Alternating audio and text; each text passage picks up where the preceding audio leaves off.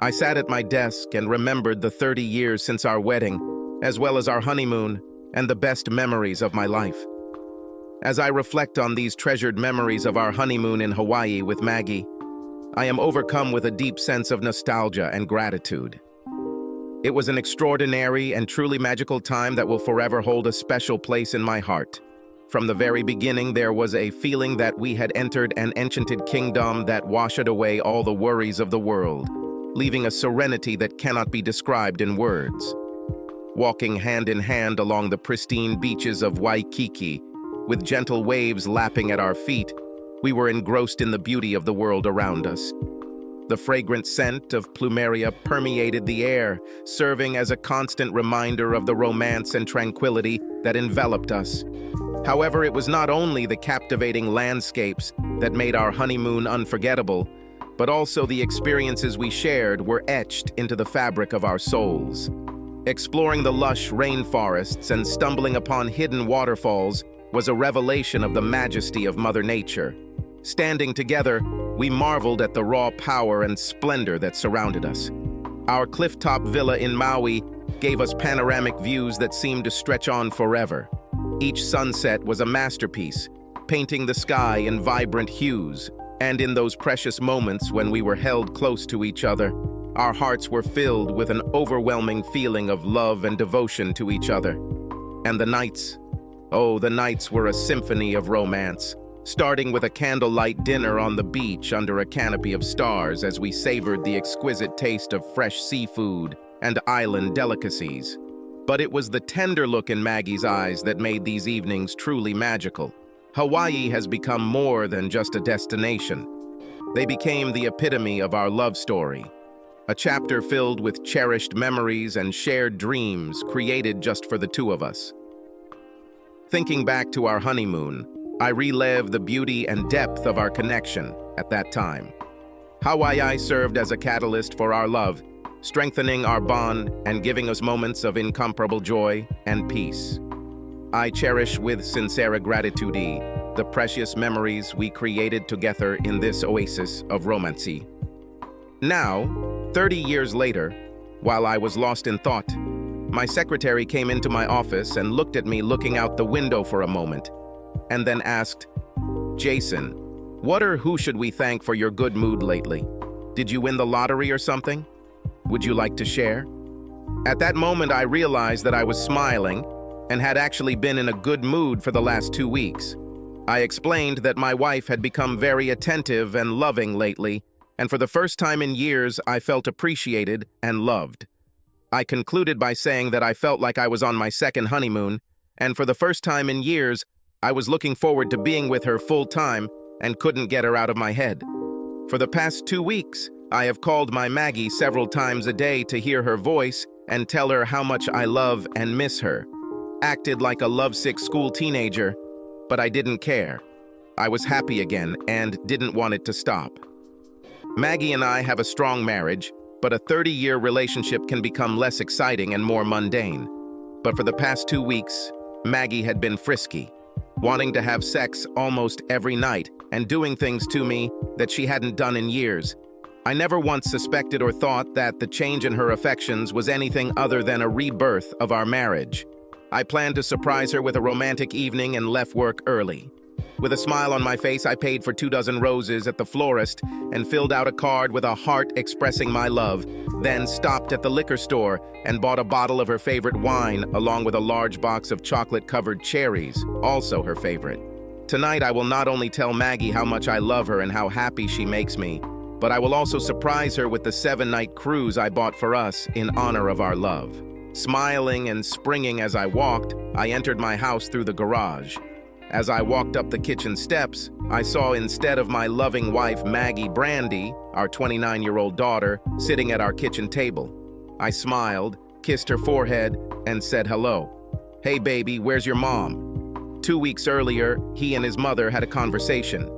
"Brandy, I'm not sure about this. I love your dad very much, and I'm afraid that if I go through this, I'll hurt him. Mom, Dad loves you, and he will understand. You yourself said that you need something more than what you received before, and Dad is not getting any younger. I know that he will understand your needs and allow you to have this one-time pleasure. Brandy, there's no way I can stand in front of your father and tell him I'm on a date with another man. I just can't do it. Then let me do it. Alexander will be waiting for you at the restaurant at 7 in the evening, and you will be ready to leave by 6 in the evening. When Dad gets home, I'll be here and explain everything to him, and you'll get the experience you crave. Honey, yes, I agreed to this date, but I have doubts. This is wrong, and I shouldn't go. How will I be able to look your father in the eye for the next 2 weeks knowing that I agreed to go on a date with another man? Well, I can suggest that you don't tell him anything, but during these 2 weeks show him how much you love him. Let him know that he has nothing to worry about. And when I explain everything, he will understand that what you are doing is not about love, but only about new friendships and a little fun sex. Reach out to him and rock his world. And when I explain the situation that evening, he will welcome you back with open arms. Believe me, Dad loves you and is ready to do anything for you. He always gave you what you wanted, just like that, showing his love for you, Mom. Probably yes, and maybe you're right. Well, I mean, it's just one date, and it doesn't mean I'm leaving your father for another man.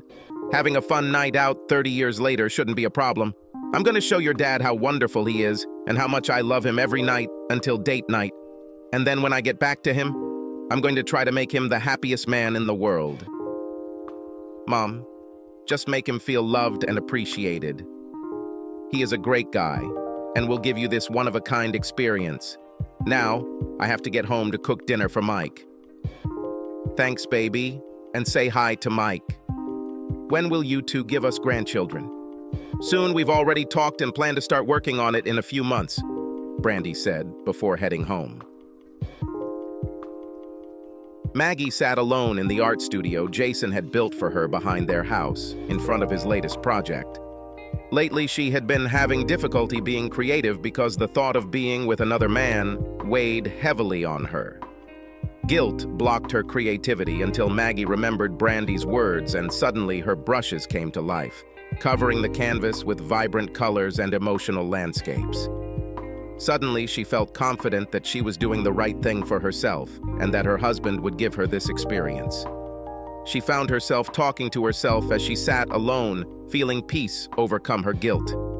Jason may be angry at first, but I know I can make him understand. I truly love this man, and he was such a wonderful husband and father. I will be the best wife and show him how much I love him. The first night of my plan to shower him with love, I put on his favorite baby doll nightgown after showering, styling my hair, and spending some time on my makeup. Met Jason as he entered the house, wearing a nightgown with high heels, and took him straight to the bedroom where she undressed him. Unbuckling his belt and taking off his pants, I surprised him with something I hadn't done in years. I gave him pleasure below the belt with great enthusiasm. His smile made me feel warm and happy that I could do this for him, and I thought, why haven't I done this all this time? He hugged me and told me with a big smile how much he loved me. Maggie, this was the best meeting at home in recent years. For what reason, baby? I just wanted to show you how special you are and how much I love you. Did you like it? I liked it, and it hasn't happened for so long that I forgot how much I missed it. I felt pleased. I pulled him onto my bed, and we kissed for several minutes. It was the best sex I've had in years, and I started to rethink my date with Alexander. Over the next 2 weeks, our sex life reached a new level of excitement, and Jason was a new man, smiling, laughing, telling jokes, and just as loving as before. I was happier than I had been in a long time, and rethought my plans for date night. Even told Brandy how much things had changed, and that maybe I didn't need this experience anymore because my dad and I had our spirits back. Mom, this is great, but don't give up just yet. Let's see how the next 2 weeks go. Just enjoy each other and see where it goes. There is no need to cancel anything yet. We'll see how you feel in 2 weeks, and you can always cancel at the last minute.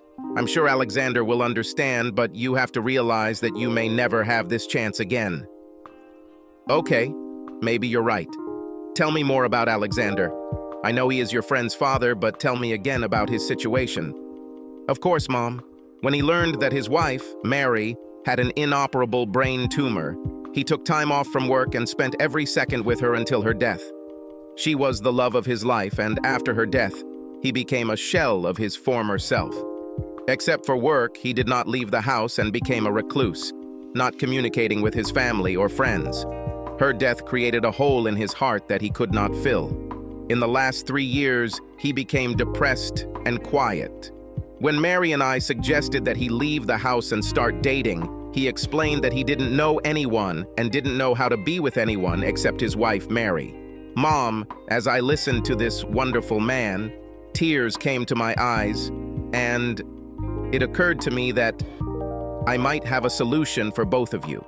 I told him about your deep love for Dad for 30 years, and what a wonderful wife you were. I told him that over the years, your intimate life has become stagnant, and Dad has slowed down with age. She told me how we had discussed going on a date to get a little pick-me-up, but not for a long-term romance, but for the sake of becoming friends, and maybe for something more, but nothing long-term, since you would never leave your father. When he saw your photo, his eyes lit up. He smiled and asked, "Do I believe that you would want to go on a date with him?" Here's our conversation. Mr. Connor, I assure you that, when I show Mom your photo and tell her about you, she will not miss this chance. But she's a few years older than you. Won't that be a problem? No. If she looks the same, not at all. I would love to spend some time with her. What about your father? Will he really allow her to date me? After all, this is his wife. Like I said, leave it to me. Dad will do everything for Mom to make her happy, and she needs it no less than you. I think you two can help each other and become good friends. Leave it to me, and I will arrange everything. I'll talk to her, and if she agrees, I'll give you her number, and then you can arrange a date and spend the night together. Nights? What do you mean? Mr. Connor, you are both adults. Both need each other. Be creative and plan an evening and night together. So, you see, he thinks you are beautiful and would like to spend the night with you if you are interested. I'll give him your cell phone number and tell him to call you during the day. He really looks good and is about 10 years younger than you, and I know you will be happy. He just needs communication and a friend, and I know that you can help each other. The next day, Alexander called Maggie, and after a wonderful conversation, he invited her to become his companion and spend the night with him. When he said how beautiful she was in the photo and how wonderful it would be if she went on a date with him, she felt like a schoolgirl. The excitement of her doing something so different and his flirting made her feel butterflies in her stomach. She agreed to the date and told him that she was looking forward to meeting him. He said he would pick her up, but she replied that she would prefer to meet him at the restaurant. They texted each other daily and flirted with each other more and more as the evening of their date approached. By the evening of the date, Maggie's text messages would not have withstood the simplest test of a wife's fidelity. She was constantly excited, imagining what she had to do. She tried not to forget about Jason, and every evening she put more and more energy into their lovemaking.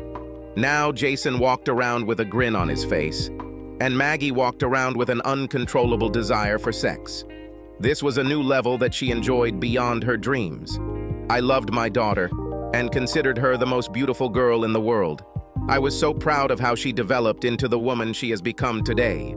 I wish I had spent more time with her as she grew up, but I worked hard to give them a good life and tried to always be there for her as much as possible. I smiled when I saw her, but I was embarrassed. "Darling, what are you doing here and where is your mother?" I said, and she watched as I placed 24 roses on the table, along with a bottle of wine and a box of chocolates. "I have a special surprise for your mom tonight and I can't wait to see her." He reached into his jacket pocket and pulled out travel plans and tickets for a 7-day cruise. "I'm taking your mom on a 7-day cruise on the new yacht Love, and I can't wait to see her face when she finds out about it. Don't say anything when she gets home. I want to surprise her." "Dad." When she called me Daddy, I always smiled, remembering how she was a little girl and sat on my lap. But I realized that something was wrong. There were tears in her eyes, and she was all out of breath, worried about what I was going to hear. "Dad, we need to talk," she said, and a tear rolled from her eye. She saw the worry on my face. "What's happened? Is there something wrong with Mom?" "No, Mom is fine. Please just sit down and let me explain everything." I sat up and looked into her tear-filled eyes as she tried to continue. After a moment, she spoke.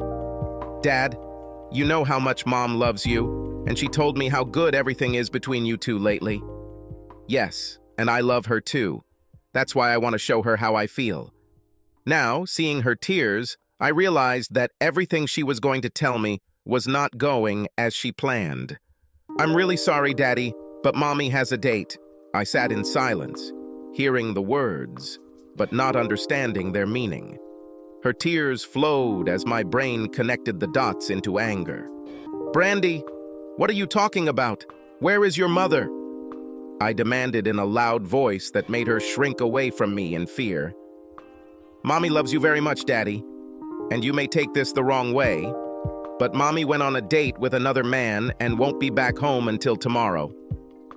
She couldn't tell you herself, and I volunteered to tell you because she couldn't hurt you. Just one night and Mom will be back tomorrow." "What is this, a joke? You can't be serious. Your mother would never do anything to betray me like that. She was so loving and we were so close. I cannot believe this." "Dad, she loves you. She just had to do one thing." After 30 years of marriage, she felt uneasy and needed something more in life, at least once. "Nothing will change between you, except that she will love you even more for giving it to her." I looked closely at my daughter. "Brandy, why are you getting involved in this? Your mother shouldn't have brought you into this, and I should be discussing this with her, not you. How did she get you into all this?"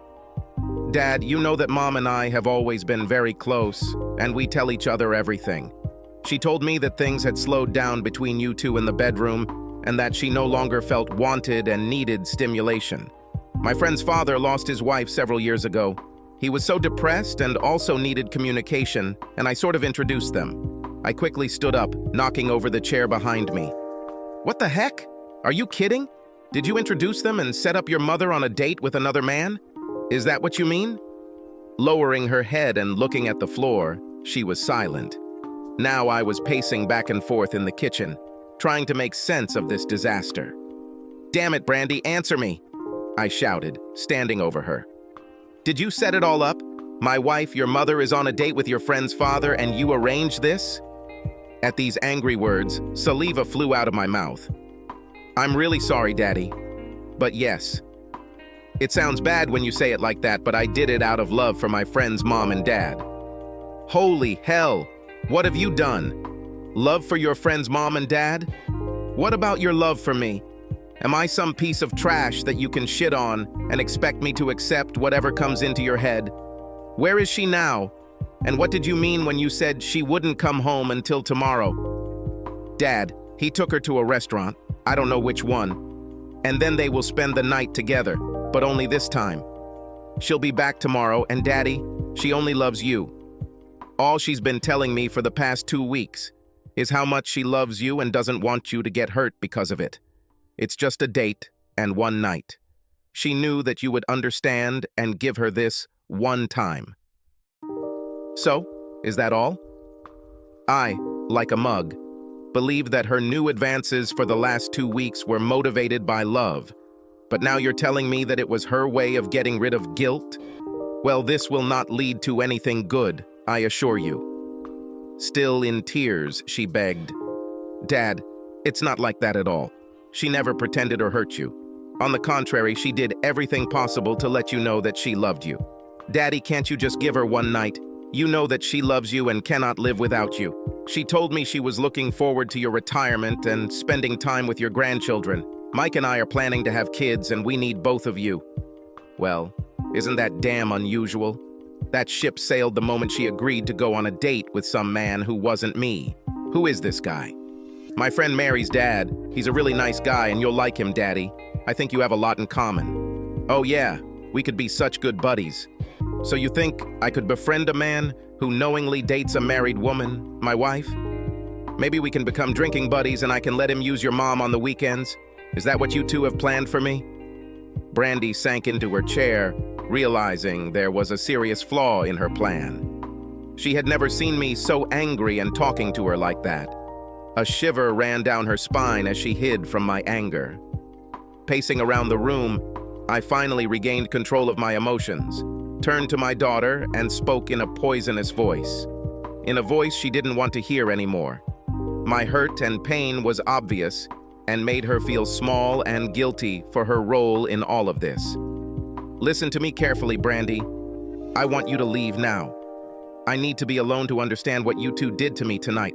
I don't want to see or hear you. Do not call me. Do not write. Never. Your betrayal is unforgivable, and now I have no daughter. You are dead to me. Do you understand what this means? I'm no longer your father, and I don't have a daughter. Now get out of my house and never speak to me again. Brandy sobbed openly with her head in her hands. Dad, please don't say that. I love you, and I want to stay here tonight. Mom and I planned for me to stay with you. We don't want you to be alone. Brandy, the level of disrespect you showed me makes me wonder if you ever respected me or loved me as your father. You are your mother's daughter. All these years, I worked like a horse to give you and your mother a better life. And such gratitude? No. Turns out, I'm only here as a meal ticket and have obviously never earned respect from any of you. Between tears and sobs, she continued. Dad, I love you. Please don't say that. Just leave it to your mom and let her explain everything tomorrow. You've had 30 wonderful years together and I know you love her. Give her just one thing and she won't leave you, Daddy. She loves you. She may have her one thing, 2 things, or 1,000 things, but she will never have me again. Forgiveness is beyond my capabilities. Everyone involved will be punished, including the lonely man who took my wife, a married woman. Now, go away. You showed your true colors. You still have your mother. Nothing will change for you. You two are made for each other. Like I said, Brandy, in my heart, you are no longer my daughter. Now please leave me. She literally ran out of the house with tears streaming down her face in pain, a pain she had never felt before. She never thought her father would react like this. Had he really abandoned her? For the first time, she realized that she might have crossed a line in helping her mom with this idea. She knew he loved them both, and she could clearly see that he was angry. No, he was furious, and she prayed that he would forgive them. Immediately after Brandy left, I called Maggie on her cell phone, and the call went straight to voicemail. I left her several messages, begging her to call me and come home. Then, after a few drinks and no call back, I left several text messages with the same message. No answer. At 2 o'clock in the morning, I realized that she would not return home and was not going to answer my calls. I was tired of feeling sorry for myself and just stared at the TV, which was broadcasting more bad news. My world turned into a nightmare in an instant. I thought about how our 30 years of marriage, the good times, the birth of our daughter, all the parties and proms, Brandy's wedding, and the closeness we all shared were now gone forever. Before she cheated, Maggie and I were still having sex 2 to 3 times a week. Yes, it became a routine and was no longer as exciting as 30 years ago, but there were never any complaints, and in general, after sex, we always hugged and fell asleep in each other's arms. There wasn't a day or a phone call that went by without us saying, "I love you" to each other, and we rarely argued. Looking out the window, I found myself looking at the art studio I had built for Maggie to support her hobby. She spent most of her time for the past 20 years creating wonderful paintings and sculptures in this studio, winning several awards for her work, which were displayed in the room I built to display all her awards and paintings. It became a shrine to my wife's work and her refuge. I always felt that, besides her daughter, that damn studio was the most important thing in her world. I was, at best, third on her list of importance, but I loved her, and everything suited me as long as she was happy. The conversation with Brandy hit me hard. The revelation that she needed to sleep with another man took me by surprise and without the slightest warning. Apparently, with all the years of working long hours to provide for my family, I was too busy to notice that she was not satisfied with me or our marriage. To do this to us without talking to me and instead share with Brandy was humiliating and fueled my anger. I thought about my life, my home, and my future. I inherited my house and property from my grandfather, and it was in my name before we got married. There was no mortgage on the house, which got me thinking. In my drunken state, with my anger welling up, I began to think of ways to hurt Maggie like she had hurt me today. As I continued to look out the window at her studio, the devil sitting on my shoulder whispered in my ear. Maybe it was the alcohol. Maybe it was the pain of betrayal or humiliation in front of my daughter. But I suddenly felt a surge of strength. With renewed energy, I jumped up from the couch and replaced my sadness with action. I made over a dozen trips to our bedroom, collected all her things, and moved them into the studio. All of her expensive shoes, dresses, clothes, underwear, jewelry, and everything that belonged to her now lay on the floor in the center of her sanctuary, the art studio. For the next hour, I walked around the house and collected all the photo albums, including all of our wedding photos, and placed them on top of the growing pile.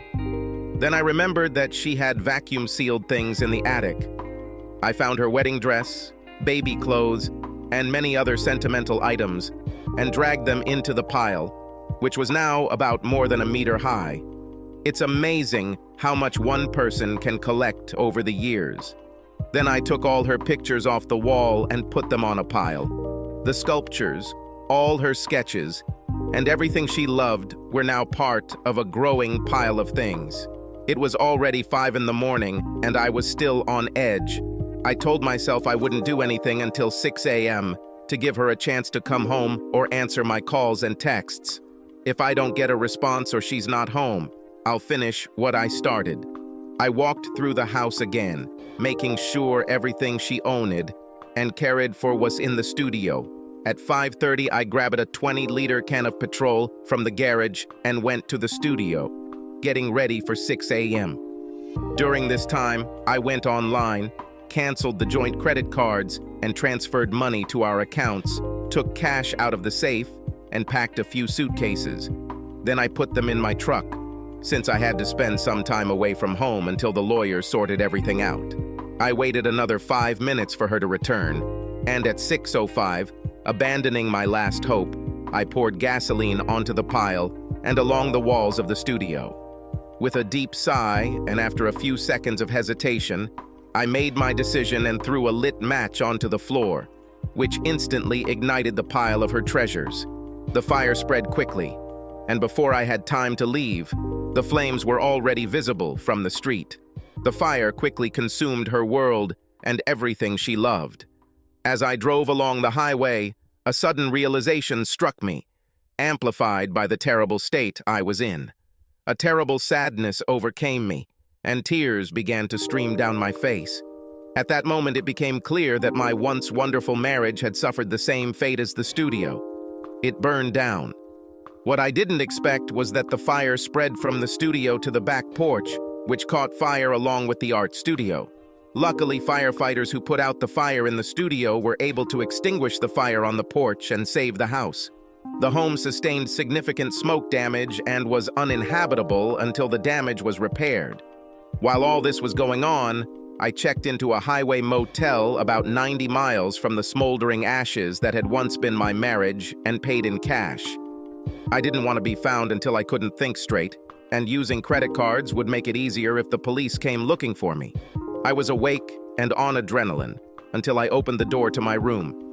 I turned off the phone and collapsed on the bed, falling into a deep sleep, and woke up only at noon. My phone started glowing as soon as I turned it on. I had dozens of missed calls and texts from Brandy, Maggie, and the sheriff. After getting off the Uber, I met Alexander at the restaurant and was both nervous and excited to see this handsome young man waiting for me at the reception desk. He smiled when he saw me, admiring my little black dress, black sheer tights, and matching high heels. His eye was drawn to my exposed cleavage, highlighted by my exposed black bra. At the beginning of the day, I spent several hours at the salon to get my hair and makeup perfect. I wanted this one time to be exciting, memorable, and perfect for him. My companion looked pleased with what he saw, and the way he adjusted his growing manhood emphasized his reaction.